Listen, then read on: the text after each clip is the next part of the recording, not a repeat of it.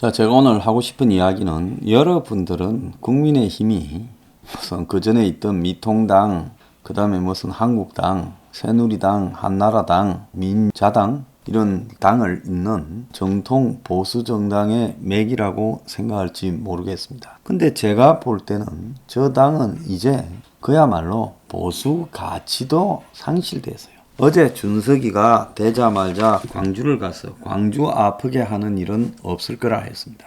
광주 가는 일이 최우선이 아니죠. 그건 좀 이따 가도 됩니다. 어떻게 저기 쳐놓은 일종의 프레임에 제일 먼저 가서 그 프레임을 굴복합니까? 그러면서 또 다른 한편으로는 천안함 유족을 만나가지고 천안함 유족에 대해서 잊지 않겠다고 말을 했습니다. 근데 이런 모습들을 보면서요. 이게 굉장히 인위적으로 맞추어진 균형이지요. 자, 이준석의 방점은 광주를 가야 되니까 광주를 갔는데 그러면 욕을 들을 것 같으니까 균형을 맞추기 위해 현충원에 가서 천안함 용사 묘소도 참배했던 걸로 보입니다. 하루에 양쪽에 2탕 뛴다고 시급했겠어요. 그런데 이준석이가 지난 금요일 이후 쭉 하는 이야기를 보면 그가 수구 기득권의 앞잡이가 맞다라는 것은 거의 확실해집니다. 그래서 보수라고 정상적인 형태의 보수는 저는 우리 사회에 없다고 봐요. 거의 보수라고 떠드는 논객 대부분, 그리고 이 보수 유튜브라는 것들 대부분, 그리고 보수 정당까지 전부가 지향하는 것은 수구 기득권입니다. 수구 기득권이 만들어 놓은 가식의 가치를 한국형 보수라고 한국의 보수 성향을 가진 사람에게 찍으라고 강요하는 거죠. 그래서 이준석이가 며칠 동안에 한 말 보세요. 성장과 해고를 말하고 그 다음에 기업 규제 3법을 철회하겠다고 말을 합니다. 자, 여기에 대해서는 아까 앞에 이야기했으니까 생략하겠습니다. 세상에 말을 할 때는요, 거기와 상반되는 다른 측면의 이야기도 같이 해야 되는 거예요. 기업이 정경유착에 결부되는 부분은 절대로 사면 안 하겠다. 엄격하게 법대로 처벌하겠다고 해야 되죠. 한국에 지금 이 기업 3법도 중요하지만 기업이 정치판에 뛰어들어서 박근혜 정권이라는 정권을 날려버리고 지금 문 정권도 결국 그대 기업의 소나기에 벗어나지 못하는 행보를 하고 있잖아요. 겉으로 보면 진보 보수 좌우라 하지만 따지고 보면 전부 다 그대 기업의 소나기에 들어간 슈퍼 자본주의의 따까리들이에요. 그런데 이준석은 그 따까리 발언을 자발적으로 해서 청경련이나 경총에서 박수를 보내고 있겠죠. 자, 늙은 숫골들 정치인들에 의해 가지고 이런 이 기득권적 발언을 하게 하면 그것이 비판받을 수 있으니 이준석 입으로 그런 발언을 했을 때 얼마나 좋겠습니까? 애초에 이준석을 밀은 주체가 누군가가 명확하게 여기서 나타나는 겁니다. 입으로는 청렴의 공정을 말하고 일자리를 말하지만 실제로는 이준석은 한국 사회의 거대한 수구 기득권의 앞잡이 노릇을 하고 있다는 겁니다. 자, 제가 이런 부분에 대한 촉은, 감각은 한국 사회에서 가장 빠르다고 보는 사람입니다. 다들 황교안을 열광하고 찬양할 때 저거 사람 안 된다. 배우가 수상하다. 저건 아마 보수를 말아먹고 갈 거고 개헌하려고 할 거다. 다 맞았잖아요. 다 맞았지 않습니까? 그런데 이준석은 어나더 황교안이다. 저는 그렇게 보는 겁니다. 유대인 속담에 어떤 이 살인 사건이나 범죄가 벌어졌을 때 그 범죄의 범인을 갖다가 누구로 추정하는가에 대해서 이렇게 말하는 속성이 있습니다. 지금 벌어진 범죄로 가장 이득을 보는 자가 누구냐? 그가 범인이다. 자, 이준석 당선으로 가장 이득을 보는 자가 누구냐? 누겠습니까? 하나는 문갈이고 하나는 수구 기득권이에요. 그래서 이준석의 실존적 가치의 실체는 하나는 문갈이 패거리들이 기득권과 손잡고 만들어낸 사생아다. 이게 이준석에 대한 제 정의입니다. 얼마 전에 6월 1일 날 우리 행명 20일 많지 않은 당원이 여의도에 집회하러 국민의 똥당 앞에 갔을 때 그 똥당 밑에 스타벅스가 있지요. 똥당이 스타벅스에 세를 주고 있습니다. 400수십억짜리 빌딩이죠. 자, 그런데 우리 당원이 앉아있는 걸 모르고 아마 똥당의 당의 직원이거나 당뇨였을 걸로 보입니다. 요즘은 개나 소나 당 만들어 데모하러 오나 요렇게 이야기를 했어요. 여기 있는 저나 그날 집회하러 갔던 우리 지도부가 또 거기에 구경하러 온 우리 당원들이 개와 소가 되는 상황이었습니다. 그래서 옆에 있던 분하고 시비가 붙었다라는 것까지도 우리 당원하고 제가 들었습니다. 자, 여러분 한번 생각을 해보세요. 그들은 우리를 바라볼 때 개소라고 여깁니다. 그런데 당신들은 왜 똥당을 떠받들고 삽니까?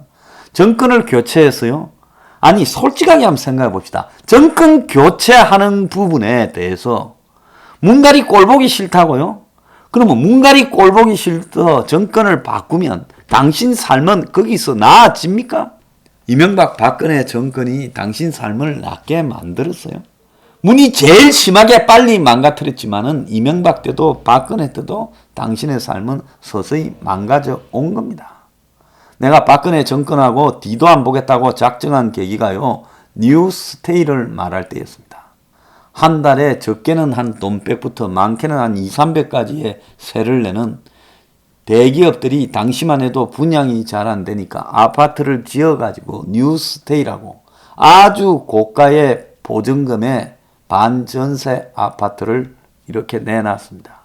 근데 말이 뉴스테이지 거기 살 수 있는 사람은 다 중산층 이사 전문직 부부, 젊은 부부들이었죠. 자, 그런데 최경환이가 이걸 강조하고 박근혜가 받아가지고 뉴스테이 이름도 좋잖아요. 살아라고 할 때 내가 저 정권하고는 이제는 두 번 다시 안 본다. 내가 정말 서민의 적을 뽑았구나 생각을 했습니다. 저를 당선시킨다고 했던 내 자신이 부끄러웠어요. 이건 내가 오늘 또 처음 이야기하는 겁니다. 자, 그래서요, 제가 여기서 하는 말은요, 누가 되는가가 당신의 삶하고 결정적이지 않다는 거예요. 당신들에게 만들어 놓은 그 정오감이요, 제대로 된 정오감이 돼야 되는데 주입된 정오감이요. 왜? 묵만 싫다. 문 죽이자. 자, 나도 당신들 이상으로 묵이 싫고 저자를 꼭 국립대학에 보내든지 중력의 법칙을 시험시키든지 하고 싶은 사람이에요. 미치도록 하고 싶은 사람이에요. 그렇지만은 문을 보낸 다음도 생각해야 된다. 2차 대전이 끝나고 난 후에 식민지 국가들이 식민지에서만 독립하면 그들도 영국이나 미국이나 유럽처럼 살 거라고 생각했죠. 어떻게 됐습니까? 아직까지 후진의 굴레에서 벗어나지 못하고 있는 거예요. 그럼 왜 그렇겠습니까? 독립만 하면 모든 것이 잘 될 거라고 생각했던 부분이에요. 마찬가지로 문만 내쫓고 정권만 무조건 교체하자라고 가면 그 다음에는 답이 없는 상황이 직면할 수 있다는 겁니다. 그래서 정권 교체도요, 중요하지만은 현실적으로 서민의 삶을 개혁시키고 기득권의 수작을 무너뜨리는데 1차적으로 힘을 모으고 그 과정을 통해서 정권 교체를 주체적으로 이루어내어야 그것이 의미 있는 정권 교체지. 윤석열이 뜬다, 최재형이 뜬다. 지금도 보세요. 내가 댓글 쓰는 사람 중에 제일 혐오하는 게 윤석열이를 왜 안 밀고 어떠느냐, 당신의 무슨 대안은 뭐냐, 최재형이는 어떠냐, 이런 소리를 하는 사람입니다. 윤석열도 기득권이고 최재형도 기득권이에요. 아직 최재형의 입에서 반기득권적 사회개혁을 하겠다라는 이야기를 아무것도 들어보지 못했습니다. 윤석열은요, 제가 저자의 변해가는 과정을 보면서 기득권에 포획됐다라고 생각한 내용이 있었어요. 정확하게 최근에 조선 동아 출신을 대변인으로 앉히고 그 다음에 중앙에 홍가하고 놀아나는 꼴을 보니까 저건 틀렸다는 거예요. 좀 대봤자 기득권의 앞잡이 역할밖에 못할 거다. 제 이 생각은 전혀 변함이 없을 거라는 겁니다. 그렇기 때문에 저한테 뭐 윤석열이하고 손잡고 어떻게 하라 이런 소리는 두 번 다시 하지 말아요. 제 입장에서 봤을 때는 그야말로 수구 기득권에 변형된 일종의 꼭두각시 수준으로밖에 안 본다는 거예요. 그런 관점에서 지금 2030이 누가 준석이한테 열강을 합니까?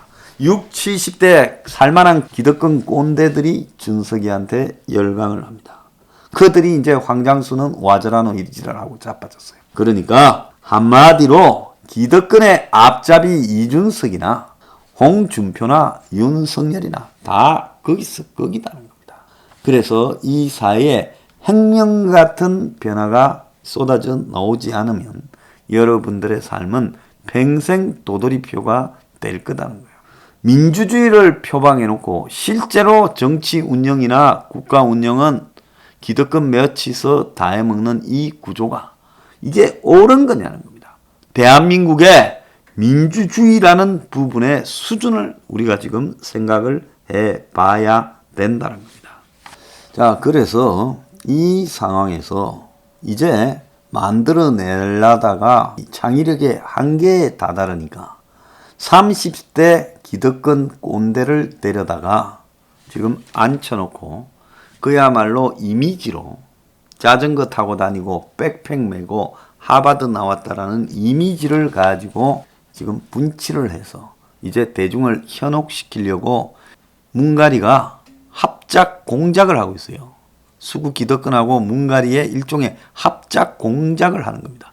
지금 우리가 아는 것만큼요, 조중동은 문가리에 적대적이지 않아요. 문하고 연정을 하고 개헌을 합의하면 제일 행복한 사람이 조중동이고 정경련이고 그리고 수구 꼴통 상류층들입니다. 강남에 잘 사는 사람들 있죠. 그 사람들은 문을 복수하기를 원하지 않아요. 그 사람들이 진정으로 원하는 것은 개헌을 해서 여야도 없이 자기들의 삶이 흔들리지 않고 기득권들이 그냥 계속 온전해서 이 나라를 끌어가는 것이 그들의 목적입니다. 자, 오늘 보니까 이제 개나 소나 하태경이도 대선 출마를 선언을 했어요. 정말 웃기고 있다 생각이 듭니다. 자, 여러분, 이 야바이판 같은 정치판에 속으면 당신만 억울합니다. 정신 차리세요.